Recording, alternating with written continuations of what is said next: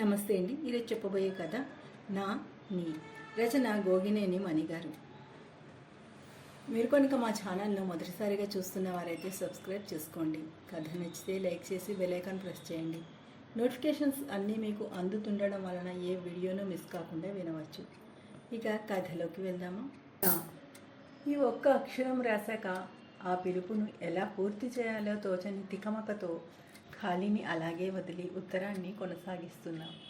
ఈ ఉత్తరం చదివాక మీ నిర్ణయాన్ని బట్టి ఆ ఖాళీని తదుపరి ఉత్తరంలో పూర్తి చేయగలనని అనుకుంటున్నాను. మరి నేనెవరు, ఎందుకు ఈ ఉత్తరం రాస్తున్నాను లాంటి సందేహాలెన్నో మీ మనసులో మొలకెత్తి ఉంటాయని గ్రహించి ఆలస్యం చేయకుండా వివరాల్లోకి వెళ్తున్నానండి. నా పేరు అదంత ముఖ్యమైన విషయం కాదు, ముందు ముందు ఎలానో తెలుస్తుంది. ఇక చదువు, ఉద్యోగం లాంటి వివరాలు అంటారా, అవి అంతే, ముందు ముందుకి డిటోయే. అలా అన్నీ ముందు ముందే తెలిస్తే ఇప్పుడు చెప్పొచ్చేది ఏమిటి అని నిలదీస్తున్నారా? చెప్పాల్సిన ముఖ్యమైన సంగతులు ఉన్నాయిలేండి. మా నాన్న ఉద్యోగరీత్యా కొన్ని సంవత్సరాల నుండి విదేశంలోనే ఉంటున్నాం. చదువు పూర్తవగానే ఉద్యోగంలో చేరిన అక్క పెళ్లి కొడుకుని వెతుక్కొని స్థిరపడిపోయింది ఇక్కడే. తనకి ప్రయాస లేకుండా నేను అలాగే చేస్తానని మా అమ్మ ఎదురు చూసి అటువంటి సూచనలు కనిపించకపోయేసరికి నన్ను అసమర్థుడి కింద జమకట్టి నిట్టూరుస్తూ కన్న వల్ల మాకు తప్పదుగా, రంగంలోకి దిగాల్సిందే అనేసింది. నువ్వే కావాలంటూ ఏ అమ్మాయి నా వెంటపడి వేధించలేదు. నీవు లేక నేను లేను అనిపించేంతగా ఏ అమ్మాయి నన్ను ఆకట్టుకోలేదు. ఇందులో నా తప్పే ఉంది. ఇలాంటి పరిస్థితుల్లో పెద్దవాళ్ళకి ఆ పని భారం అప్పగించక తప్పదుగా. పెద్దవాళ్ళ మీదే భారం పెట్టాడు. మా వాడెంత బుద్ధిమంతుడు అని సంతోషించకుండా నన్ను నిందించటంలో ఏం న్యాయం ఉందో మరి చెప్పండి. పెద్దవాళ్ళు ఎప్పుడు ఎలా మాట్లాడతారో ఊహించలేమన్నది మాత్రం నిజమనిపించింది. కార్యరంగంలోకి దిగాక కానీ మా అంచనాలు, అభిరుచులకి తగ్గ అమ్మాయి దొరకటం ఎంత కష్టమో అర్థం కాలేదు. దాంతో మన దేశంలో అయితే ఈ సమస్య చిటికలో తేలిపోతుందని అమ్మ తేల్చి చెప్పగానే మేము కూడా ఆ మాటను గౌరవంతో శిరస్సు ఆవహించినట్లుగా రెక్కల విమానంలో ఇక్కడ వాలిపోయాం. నిజం చెప్పాలంటే మా నాన్నకి స్వదేశంలో ఏదైనా వ్యాపారాన్ని వెలగబెడుతూ దర్జాగా జీవించేయాలనే కోరిక ఉంది. అమ్మకు కూడా అంతే. బంధుమిత్రులందరి ఇళ్లలో జరిగే శుభకార్యాలకు హాజరవుతూ సందడిగా రోజులు లాగించేయాలనే సరదా ఎక్కువ.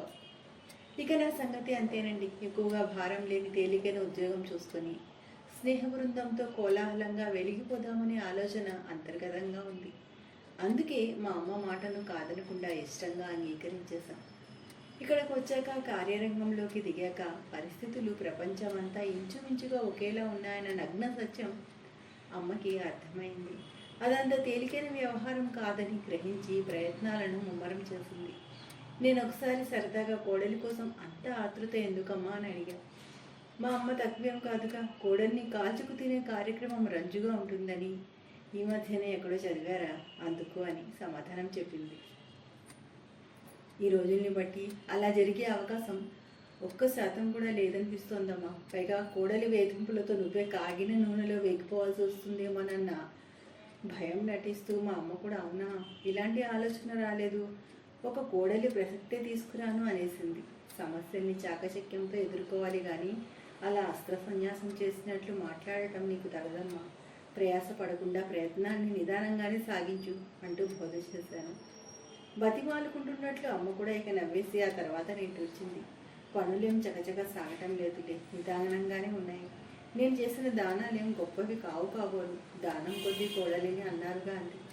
మా అమ్మ తనకు అనుగుణంగా సామెతల్ని కూడా మార్చేసుకోగలదు, అంతటి చాకచక్యం ఉంది. మరి ఇలా మేము మా ప్రయత్నాలేమీ ఫలించక విసిగి వేసారిపోతుంటే అదేమీ గమనించకుండా మా అక్క మేమంతా కబుర్లు చెప్పుకునే సమయంలో ఫోన్లో తన గలము కలుపుతుంటుందిగా.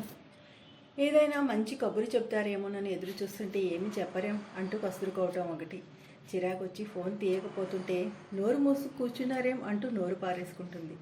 పిల్లాడి పెళ్ళి అనేది ఎంత కష్టమో మాకు తెలిసొచ్చింది. ఇలాంటి తరుణంలో ఊరు వెళ్ళొచ్చిన మా నాన్న తెచ్చిన కబురొకటి మా ఆశలకు ఊపిరిపోసింది. ఈ సుదీర్ఘ ఉపోద్ఘాతానికి ముగింపు చెప్పేసి అసలు కథలోకి వచ్చేస్తున్నా.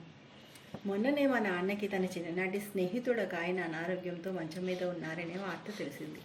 వెంటనే ఆ స్నేహితుడిని చూసి వస్తానంటూ ఆ ఊరికి వెళ్ళొచ్చారు. ఎక్కడికైనా వెళ్ళి వస్తే మా అమ్మ యక్ష ప్రశ్నల పరంపరతో మా నాన్న జవాబుల రూపంలో చెప్పే సమాచారాన్ని సేకరిస్తుంది. ఈసారి ఆ అలవాటుకు విరుద్ధంగా మా నాన్నే ఉత్సాహంగా వివరాలను మొదలుపెట్టారు. ఆ స్నేహితుడు కూతురు చక్కని చిరునవ్వు, మంచి మాట తీరుతో ఎలా ఆకట్టుకుందో వివరంగా చెప్తుంటే, అమ్మ మీరు వెళ్ళింది మీ ఫ్రెండ్కి బాగాలేదని చూడటానికి కదా, అది చెప్పకుండా అంటూ ఆశ్చర్యంగా చూసింది.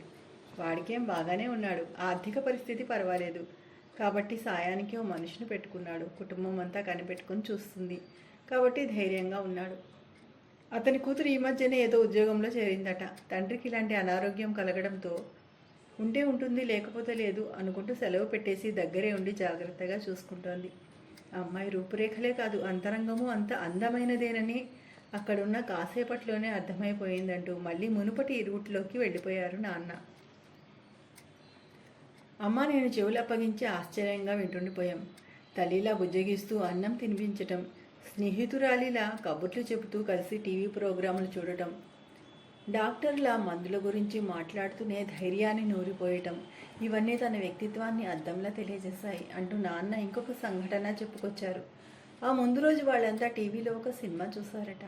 అందులో ఒక రంగస్థల నటుడు భార్యా వియోగాన్ని, ఒంటరితనాన్ని భరించలేక తన సహచర నటుడైన స్నేహితుడిని బాధ నుండి విముక్తి ప్రసాదించమని దీనంగా కోరటం. ఆ స్నేహితుడు తర్వాత బాధపడినా కానీ అప్పుడు గుండె దిటవు చేసుకుని నిద్రమాత్రలు ఇచ్చి మరణానికి సహకరించటం జరుగుతుంది. ఆ సన్నివేశ స్ఫూర్తితోనో ఏమో కానీ మరునాడు మా వాడు కూతురిని తనకు అలాంటి విముక్తి ప్రసాదించవచ్చు కదా అని అడిగాడట. మంచం మీద కదలలేని నిస్సహాయత ఆ కోరికను కలిగించి ఉండొచ్చు. ఆ అమ్మాయికి ఆ సినిమాలో అస్సలు నచ్చని సన్నివేశమే అది. ఆ విషయం తెలియజేస్తూ ఆ రాత్రి ఆవేశంతో ఆ దర్శకుడికి ఒక ఉత్తరం కూడా రాసేసిందట. తండ్రి కోరికను విన్న వెంటనే కోపంతోనూ బాధతోనూ కన్నీళ్లు పెట్టుకొని ఆ ఉత్తరాన్ని తండ్రికి చూపించింది. మన ఇంట్లో ఇంకెవరికైనా ఇలాంటి అనారోగ్య సమస్య ఏర్పడితే పరిష్కార మార్గంగా మీరు ఇదే చెప్తారా అని కూడా ప్రశ్నించింది.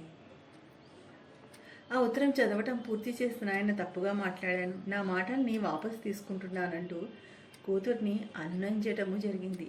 ఇదంతా ఆయనే మా నాన్నకు చెప్పి ఆ ఉత్తరాన్ని సరదాగా చదవమని చూపించారట. ఈ ఉత్తరాన్ని పోస్ట్ చేస్తే ఆ దర్శకుడు చదువుతారో మానుతారో తెలియదు కానీ మనకు తెలిసిన 10 మంది మధ్య ఈ విషయం లేవనెత్తి చర్చకు పెడితే బాగుంటుందని చెప్పి వాళ్ళ అనుమతితోనే ఆ ఉత్తరాన్ని వెంట తెచ్చానంటూ మమ్మల్ని చదవమన్నారు మా నాన్న. అప్పుడు ఇంకో మాట చెప్పారు. సాగనంపుతూ ఇంటి బయటకు వచ్చిన ఆ అమ్మాయితో తను తండ్రిని శ్రద్ధగా చూసుకుంటున్న తీరు నచ్చిందని చెప్పారట. దానికి అమ్మ ఈ మాట చాలామంది నాతో అన్నారండి. నాకు ఆశ్చర్యం కలిగించే విషయం ఏమిటంటే కొండంత ప్రేమాభిమానాలను పంచుతూ పెంచి పెద్ద చేసిన తండ్రికి అవసర సమయంలో ఈ కొంచెం చేయగలగటాన్ని గొప్పగా అనుకోవటం తప్పే కదండి. ఎవరైనా బయట వాళ్లకు నేను ఇలా చేయగలిగితే మాత్రం అది తప్పకుండా మెచ్చుకోదగ్గ విషయమేనని నాకు అనిపిస్తుంది అంటూ జవాబు చెప్పేసరికి ఇంకా ముచ్చటపడిపోయారట. ఉత్తరం చదివాక ఆ అమ్మాయి ఆశావాద దృక్పథం ఎలాంటిదో మీకు తెలుస్తుందని చెప్పారు నాన్న. మేమిద్దరం ఆ ఉత్తరం చదివాక అమ్మ ఏ విషయంగా అమ్మాయి మీకు అంతగా నచ్చిందో అర్థమైంది. నేను 100కి 100 మార్కులు వేసేస్తున్నా అంటూ ఆనందంగా ప్రకటించేసింది. నేను కొంచెం సంశయంగా చూస్తూ అమ్మతో అన్నాను, ఆ అమ్మాయి తనకెంతో ఇష్టమైన తండ్రికి చేయగలుగుతున్నానని ఇంకెవరికి అలా చేయలేనని చెప్పటం విన్నావుగా, మనకి ఎలాంటి సేవలు చేస్తుందని భయపడటం లేదుగా. అమ్మ చిన్నగా నవ్వింది. తల్లిదండ్రులతో సమానంగా ప్రేమాభిమానాలను అందించాలని కోరుకోవటం అత్యాశనేనని నాకు తెలుసు కదా. అలా ఎందుకు అనుకుంటాను? అయితే ముందు మనం ఇచ్చిన ఆదరాభిమానాలను పుచ్చుకొని తిరిగి ఇవ్వటంలో నిర్లక్ష్యం చూపించే రకం కాదని, ఇచ్చిపుచ్చుకునే సంస్కారం ఉన్న అమ్మాయిని అర్థమై నచ్చిందంటున్నా అంటూ సవరణ ఇచ్చింది. ఒక పిట్టగదలా ఉన్న ఈ ఉత్తరంలోని మరో ఉత్తరం గురించిన ఉదంతము చెబుతాను. ఆ ఉత్తరంలో ఒక మంచి సినిమా తీసినందుకు దర్శక నిర్మాతలిద్దరికీ ప్రశంసలు ఉన్నాయి. తర్వాత పెద్దవాళ్ళైన పిల్లలు తమ దగ్గరికి వచ్చిన పెద్దలతో వాళ్ళ మనసులు గాయపడని విధంగా ఎంత సున్నితంగా వ్యవహరించాలో పరోక్షంగా తెలియజేస్తూ, పెద్దవాళ్ళు కూడా పిల్లల వ్యవహారాలలో తలదూర్చి లేనిపోని తలనొప్పుల సమస్యలు తెచ్చుకోకుండా కేవలం సలహాలు మాత్రమే ఇచ్చి ఊరుకోవటం గౌరవంగా ఉంటుందనే సందేశం లాంటి హెచ్చరిక నచ్చిన విషయం పేర్కొనటం జరిగింది. ఆ తర్వాత పిల్లల దగ్గర నుండి పల్లెకు బయలుదేరిన పెద్దవాళ్ళిద్దరూ 4 ముక్కలున్న చిన్న ఇంటిలో అన్ని పనులు అరమరికలు లేకుండా కలిసి చేసుకుంటూ కబుర్లతో సరదాగా కాలక్షేపం చేయటం, సాయంకాలాలు పొలం గట్టుపైకి షికారుగా వెళ్ళి వస్తూ దారిలో కనిపించిన బంధుమిత్రులను ఆత్మీయంగా పలకరించటం, అప్పుడప్పుడు వచ్చిపోయే పిల్లలతో దూరమై దగ్గరయ్యి ఆనందాన్ని అనుభవించటం చూసి ముచ్చట పడుతూనే ఇలాంటి సన్నివేశాలు ఇంకొన్ని చూస్తామని ఆశపడుతుంటే అనుకోని విధంగా వాళ్ళని విడదీసి మా కళ్ళను కన్నీటి కాలువలుగా మార్చేశారు. ఏం చేస్తాం, ఒక్కోసారి విధి వైపరీత్యాలుగా అలానూ జరుగుతుందంటారు కదా అని సరిపెట్టుకొని గుండె బరువుని తట్టుకున్నాం అని చెబుతూ చివరిగా అస్సలు నచ్చని సన్నివేశ విషయం ప్రస్తావన చేసింది. భరించలేని బాధతో విముక్తి కోరిన స్నేహితుడికి ఎన్నో మార్గాల ద్వారా సేద తీరే అవకాశం ఉందని నచ్చ చెప్పాల్సింది పోయి మరణమే విముక్తి మార్గమని చెప్పినట్లుగా అలా చేయటం సమంజసంగా లేదు. పైగా పరోక్షంగా తప్పుదారిని సూచించినట్లుగానూ ఉంది. మూల కథలో అలా ఉన్నా మార్పు చేస్తే బాగుండేది కదా. వాళ్ళిద్దరు కొన్నాళ్ళు ఆ స్నేహితుడితో ఉండి గత అనుభవాలను అంతకు ముందులా పద్యాలు సంభాషణల రూపంలో నెమరు వేసుకుంటూ సరదాగా కాలక్షేపం చేస్తూ స్నేహితుడి దుఃఖాన్ని తగ్గించే ప్రయత్నం చేయొచ్చుగా. లేకపోతే అతని తన ఇంటిలో తనలాంటి ఒంటరి వాళ్ళు నలుగురికి ఆశ్రయం ఇచ్చి అందరూ కలిసి పనులు చేసుకుంటూ కాలం గడిపినా బాగుండేదిగా. పోనీ ఓ 10 మందిని శిష్యుడిగా స్వీకరించి తన నటనానుభవాలను మెలకువలను నేర్పించటము మంచి కాలక్షేపం ఉంటుంది కదా. లేదు తన అనుభవాలను గ్రంథస్థం చేయటము మంచి ప్రయత్నంగా ఉండదా. ఇలాంటి ఏదో ఒక మార్గాన్ని సూచించి ఉంటే బాగుండేదని నా అభిప్రాయం అంటూ తెలియజేసింది. ఆ ఉత్తరం చదివాక అమ్మ ఈ సంగతి ఏమిటంటూ నా వైపు చూస్తుంది. నా అభిప్రాయం కోసమని అర్థమైంది. వృద్ధాప్యంలోనూ ఆనందంగా జీవించవచ్చని తెలియజేసిన తీరులోని భావుకత నాకు బాగా నచ్చింది అని చెప్పేశాను. ఇదండి విషయం. ఆ అమ్మాయి ఎవరో, నేను ఎందుకు ఈ ఉత్తరం రాస్తున్నాను అన్నీ మీకు అర్థమైపోయి ఉంటాయి. అప్పటి పరిస్థితిని బట్టి ఈ విషయం కదపటం బాగుండదని, ఆ పైన అందరి అభిప్రాయాలు ముందుగా తెలుసుకోవాలనే ఆలోచనతోనూ ఆ పని చేయలేదని చెప్పిన మా నాన్న మీ అభిప్రాయాన్ని తెలుసుకోవాల్సిన బాధ్యతను నాకు అప్పగించారు. దాని ఫలితమే ఈ ఉత్తరం. ఇది కేవలం ఉత్తరం మాత్రమే కాదండోయ్. కాబోయే యజమానురాలిగా మా ఇంటి ఆధిపత్యాన్ని స్వీకరించమని మా కుటుంబ సభ్యులందరి ఆమోదముద్రతో మీకు తెలియజేస్తున్న అభ్యర్థన పత్రం.